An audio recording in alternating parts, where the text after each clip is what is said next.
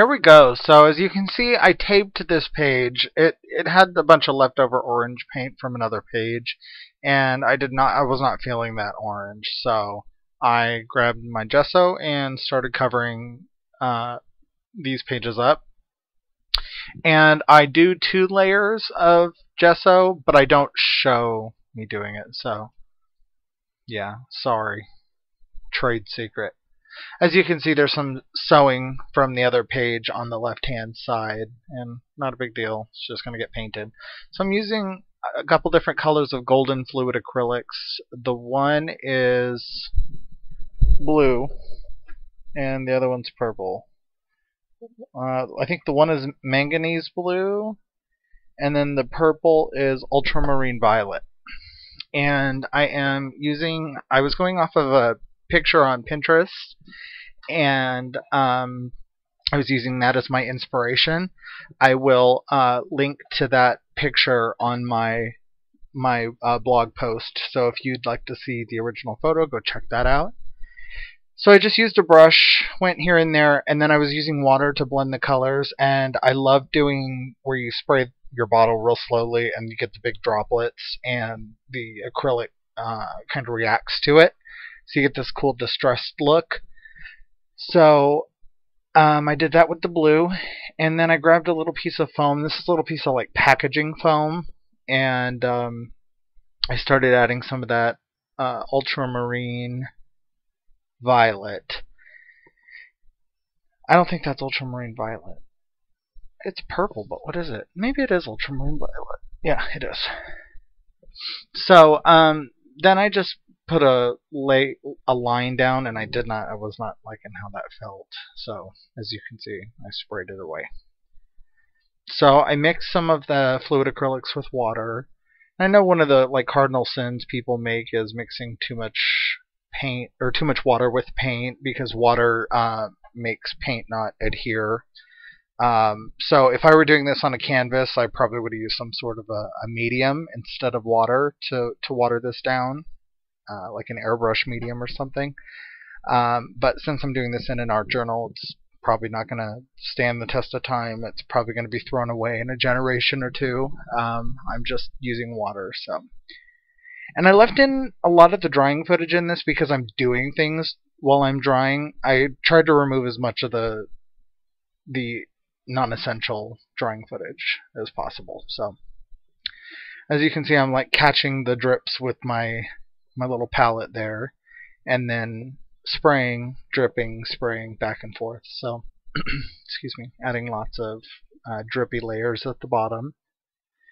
And I always get lots of questions about that palette. I made it at a local pottery place, so it was already made. I just painted it. So, and then they kilned it for me. So then I'm going in with a couple different colors of Liquitex Basics paint, and I'm gonna have to watch this back and figure out the colors to add them in my blog post, because I'm not sure exactly which colors. I use so many colors in this. This is probably some sort of quinacridone magenta or something. Some sort of magenta. I'm just using a brush, just adding it randomly. See, now you can see why I left some of the drying footage in. So I'm painting and drying all at the same time. And the photo I was going off of was very random, but the photo I was going off of, the colors were blended a lot better. Mine was not as blendy. It's okay. Still learning. Still learning. So again, just using that packaging foam just to blend those colors out a little bit. And then now that the magenta is dry, I'm going in with some orange. This is also, I want to say, an Artist Loft or a Liquitex. No, this is an Amsterdam paint. And I love how neon it is, but once you put it on the page, it turns into this pumpkin-y color. That makes me sad. I guess with a white undercolor, it probably would have been a lot better, but that's okay. A lot of you may know that I usually only use 1 or 2 maybe 3 colors and then a whole bunch of neutrals on my pages. Um, I'm kind of scared of a lot of colors, adding a bunch of colors together. So that's why I chose this picture, because it had every color in the rainbow. So I wanted to push myself and force myself to use all these colors together and get out all my paints. So again, I'm using a couple different colors of paints. I just use my brush just to make some marks. And this is the High Flow by Golden, and it's neon pink. And it's awesome. It is so very vibrant. I think this pink helps tie this whole page together. And I'm just putting some down in a line and then spraying and drying. Sorry. This video is not overly long. It's one of my shorter ones, which is strange. My videos are usually about 15 to 20 minutes long, and I think this video is only about 10 minutes long. So, and it's very abstract, this page. There's no focal image. There's no real theme. It's just color. I just wanted to play with color. And a lot of times I make art journal pages to make them look nice, and this one was for me.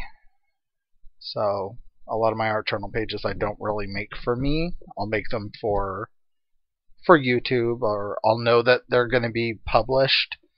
And this one I did not care. I didn't care if it was ugly. I didn't care. This page was for me. So if it doesn't get a lot of likes, if it doesn't get a lot of views, that's really okay with me. Because this is what my art journal is supposed to be, and I think I've gotten away from it a little bit. It's supposed to be a reminder for me, and an outlet for me. So this is my my color outlet, this page, because I think I used every color except for brown. But if you mixed all these colors when they were wet, they would turn brown. So, and that's airbrush paint by Golden. I don't think they make those anymore. I think they're calling them the High Flows now. And it was in the color bright yellow green. And I want to say the paint I'm using now is cerulean, and I'm just using it to blend all those colors together, just to darken up that blue a little bit. And then just a little bit of bright aqua green by Liquitex Basics in the center of that wonky circle. And then I used a little bit of the hot pink just to blend it and turn it into kind of a purpley color.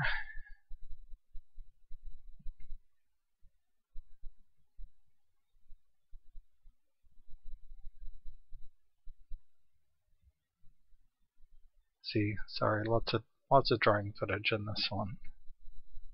Okay, so then I grabbed my FW fluid acrylics, and it's yellow. I can tell you that much. I'm sitting here, so I can tell you.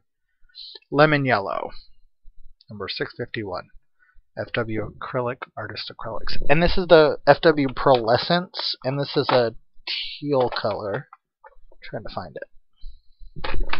And I just went around that green. No, that's not it. Who cares? I'll find it later. These are those new, well, they're not that new, but they're by Derwent. They're called Graphics, and they're line painters. And they're not actually paint. They are pigment pens. And this is the black one, and I just did some journaling in that circle, and then a whole bunch of scribbles. And I really like how the scribbles tied everything together.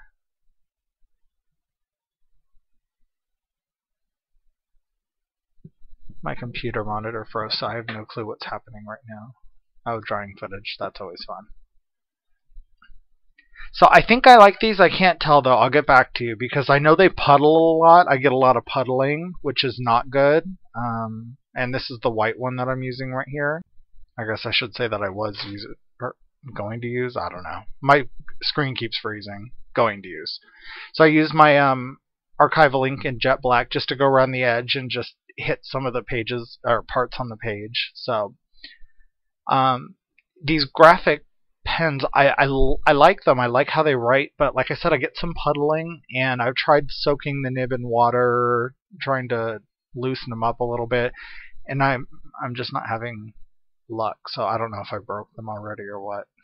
So hope you like that page, because it's totally one of my favorites. I'm loving all that color. So here you get to see some of the shine and the color and the scribbles up close.